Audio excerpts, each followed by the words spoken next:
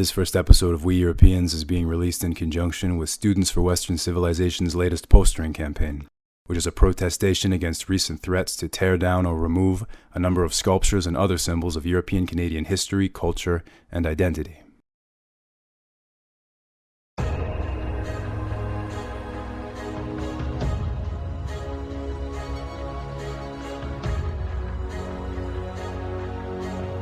Students for Western Civilization presents We Europeans, a podcast on European Canadian identity in the 21st century.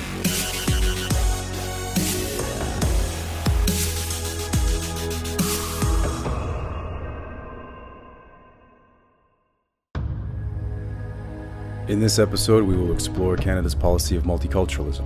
We will demonstrate how multiculturalism possesses not only the additive or constructive element about which Canadians have been thoroughly informed, but also a subtractive or destructive element, which is not as widely understood.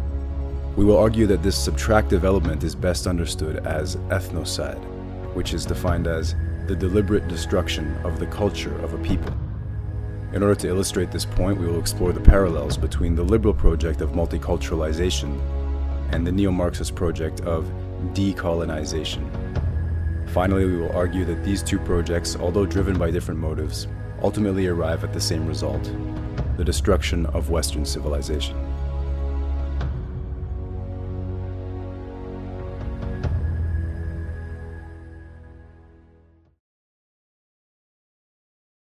What is multiculturalism?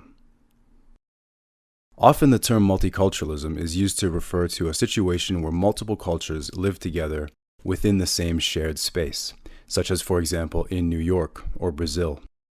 But for the purposes of this podcast, we will use the term multiculturalism to refer exclusively to the guiding philosophy of the Canadian government, the official title of which is multiculturalism. Canada's policy of multiculturalism was implemented in 1972 as an attempted solution to ethnic conflict. The policy is modeled after an older political philosophy that was used to resolve religious conflict in Europe, especially England. The solution at that time was to sever the formal relationship between religion and government. The term that's most often used is separation of church and state. The theory behind the separation of church and state is that no single religion should be uniquely enforced with government power, because doing so marginalizes those religious groups that are not officially institutionalized and puts them in a politically vulnerable position. Multiculturalism is a duplication and extension of this model, repurposed to address cultural and ethnic tensions. Just as the religious model separates church and state, multiculturalism is the separation of nation and state. Multiculturalism views a country not as a vehicle to advance and protect the interests or values of a specific group, but instead simply as a space for economic exchange, with no assumed national mission and no specific people for whom the country exists. Multiculturalism says this space belongs to everyone, and therefore to no one in particular. The multicultural model departs from the traditional view of a country as a nation-state, whereby the state or government exists to serve its nation or people. For example, the Japanese state exists to serve the Japanese people, to reinforce their values and protect their interests. The multicultural model, however, is premised on the idea that the country doesn't have a people. Its people doesn't even exist. The traditional model assumes that the people belong to the country and the country belongs to the people, but the multicultural view is that the country belongs to no particular people, and no particular people belong to the country. Thus, Canada's policy of multiculturalism is defined by two characteristics. The first is that there is no default or true idea of what it means to be Canadian. There is no culture or people or ethnicity that define what it means to be Canadian, and no standard against which Canadianness is measured. The second characteristic is that because there is no one group that defines Canadian, Canada does not exist to serve the interests of a particular group, culture, people, or ethnicity. Because, from a multicultural perspective, a Canadian people doesn't actually exist, they have no legitimate claim to Canada over any other people. Chinese, Indians, Filipinos, Pakistanis, etc., have just as much claim to Canada as anyone. Multiculturalism and Ethnocide. From its beginning, Canada's multicultural project was plagued by a structural flaw, which is that its foundation was built on uneven terrain. The flaw is rooted in the historical fact that Canada did not begin as a multicultural project, but instead, the multicultural model was imposed on an already existing nation-state, whereby the state acknowledged the existence of a definable Canadian people, a people characterized in large part by their European lineage, history, and culture. Thus, assuming that a Canadian people, or a Canadian nation, does indeed exist, a fact once explicitly acknowledged by the Canadian government itself, but which the new multicultural regime now denies, negates, and rejects, then what are the implications for the future of that people? Naturally, a conflict of interest arises between the pre-existing nation with whom the state was formally aligned and the advocates of multiculturalism, whose policy necessarily assumes that a Canadian people does not exist. The implication of this contradiction is that the project of multiculturalism changes from a merely passive project of being multicultural, that is, operating with a neutral blindness to different cultures, to an active project of multiculturalization, the process of dismantling the society of the former nation-state in order to transform it into a nationally and culturally neutral or culturally secular space. In other words, if the successful operation of the multicultural model assumes that a Canadian people does not even exist, then in order to function, multiculturalism must make them not exist. A holistic understanding of the multicultural project is not complete without appreciating that multiculturalism is not merely an additive project, in the sense of bringing in other peoples and cultures, but it is also a subtractive, destructive project, which necessarily involves removal and erasure. This process of erasing, subtracting, or removing the cultural and political remnants of the Canadian nation from shared common spaces is appropriately understood as ethnocide, the deliberate destruction of the culture of a people.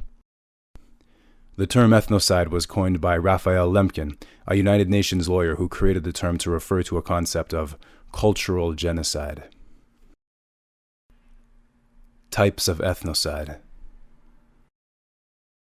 In discussions of ethnocide, it is often noted that cultural destruction is not clearly distinct from the physical destruction of the actual people.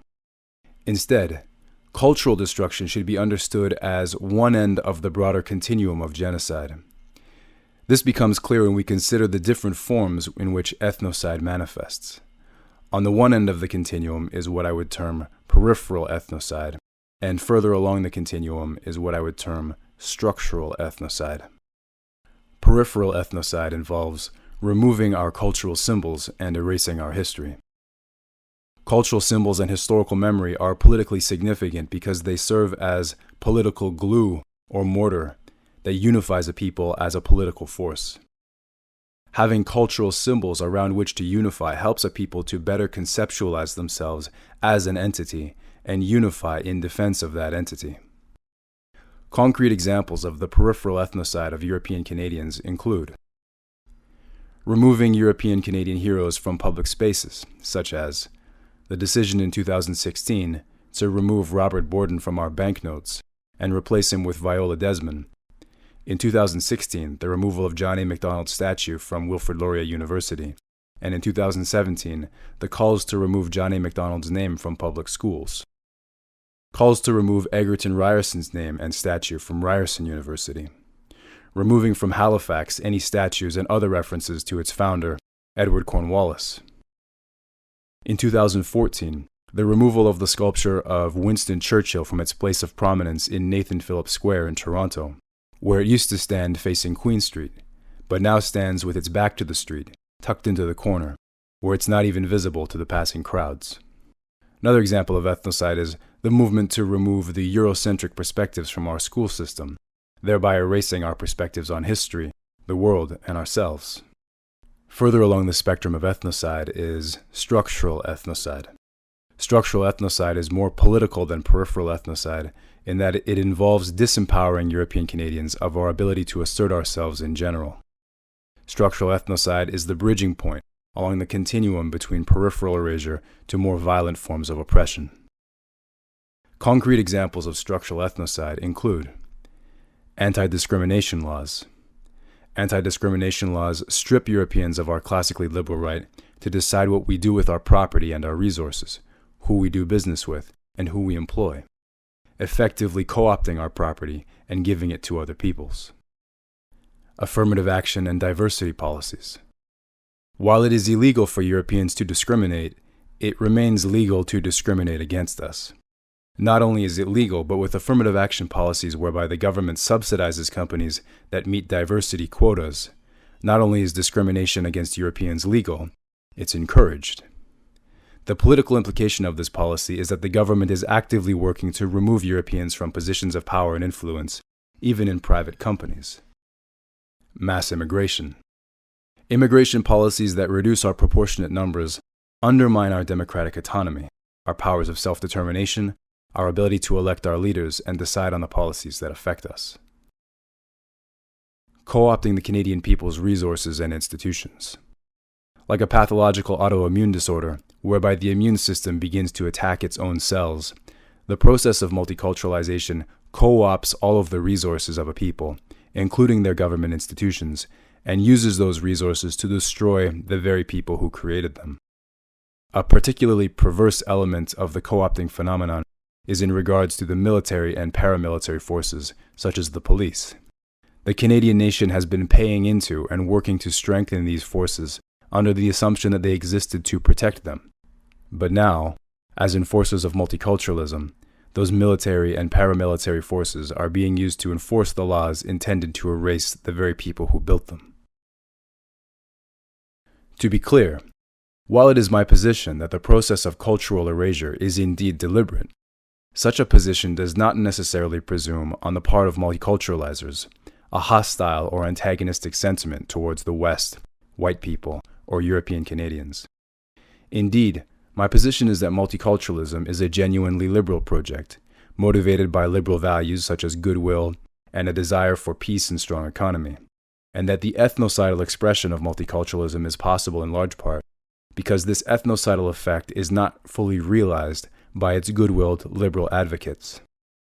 However, the same cannot be said for the Marxist project of decolonization. What is decolonization? Critical race theory is a neo-Marxist doctrine composed of a package of related ideas. To begin with, critical race theorists assume that race is an illegitimate category with no concrete scientific basis.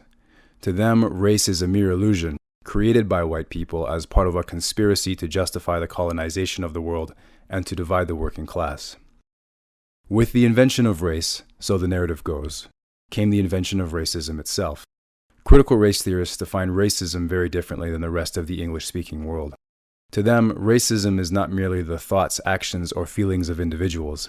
Instead, racism is an entire systemic phenomenon, which manifests as the system of white supremacy.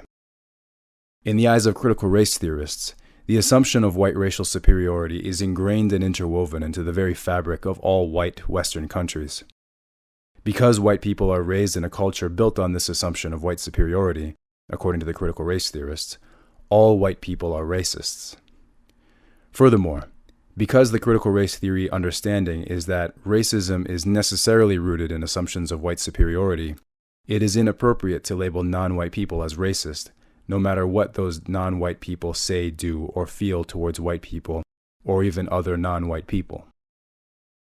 As evidence of the fact that all Western countries, including multicultural Canada, are actually white supremacist countries, critical race theorists point to the fact that expressions of European cultural identity are found everywhere. We speak a European language. Our government is built on European philosophy. We are surrounded by buildings built in the style of European-derived schools of architecture. Our television shows and films are filled with white actors. White/European perspectives on history are taught in our schools. Flesh-colored band-aids and crayons are the colors of European flesh, etc. All around them, European-derived individuals find their ethnic identity affirmed and reinforced. In other words, our societies are white supremacist in the sense that, within the West, white European Western culture is supreme and dominant. European-derived societies are not culturally neutral. They are, in their character, European. From this view, there is no difference between a white supremacist society and simply a white society. In their eyes, the mere fact of white people's societal existence is itself inherently racist, supremacist, and immoral. White people are racists because we exist on a cultural, societal, and political level. In their eyes, it's not just that we are all racists, it's that we are racism. Neo-Marxists are opposed to the continued existence of white societies for two reasons. The principled leftist Marxists, many of them white themselves, believe in equality as the highest ideal. Thus, they view the hegemony of European culture within European-derived societies as a negative, because they believe that a space should be equal in every way, including culturally and politically. The second motive among those who fall under the classification of neo-Marxists comes from those non-European ethno-nationalists who attach themselves to the political power of the Marxist collective and use it to advance their own ethno-nationalist agendas. These ethno-nationalists are motivated in large part by resentment of Europeans, which is fueled by their comparatively lower social and economic status, as well as historical grievances flowing from colonization and the unrivaled military dominance of the European people. This is where decolonization comes in. Marxists seek to dismantle and deconstruct the system of white supremacy. Their professed aim is to make Western societies no longer Western, but culturally and politically neutral, equal, or secular. The overlap between Marxist decolonization and liberal multiculturalism is self-evident. The defining difference between the two projects is essentially rhetorical, semantic, and thus superficial, but the ethnocidal results are identical. Whereas the liberals behind multiculturalism do not necessarily hold hostile sentiments towards the West and are instead motivated by liberal ideals of peace and good economy, the Marxists behind decolonization view the West and Europeans/white people with hostility, hatred, and contempt. Appreciating the parallel between these two approaches is useful in understanding that multiculturalization is certainly not a benign project, because it employs identical means and technique as those groups who are fervently hostile and antagonistic towards Western civilization. Conclusion. In conclusion, a complete and holistic understanding of multiculturalism necessarily involves acknowledging both its additive or constructive element, as well as its subtractive or destructive element. Because we're speaking about the culture of a people, this subtractive element is appropriately understood as ethnocide. Parallel to the project of multiculturalization is the neo-Marxist project of decolonization, which in practice and technique is identical to the destructive expression of multiculturalization, but it is characterized by its hostile motives and far more explicit assertion of its destructive agenda. Appreciating the parallel between the destructive function of liberal multiculturalization and Marxist decolonization, and correctly labeling it as ethnocide, helps European Canadians to better identify and conceptualize it as a threat, and hopefully will inspire them as well as Europeans around the globe to recognize the need for an organized resistance in defense of our collective interests.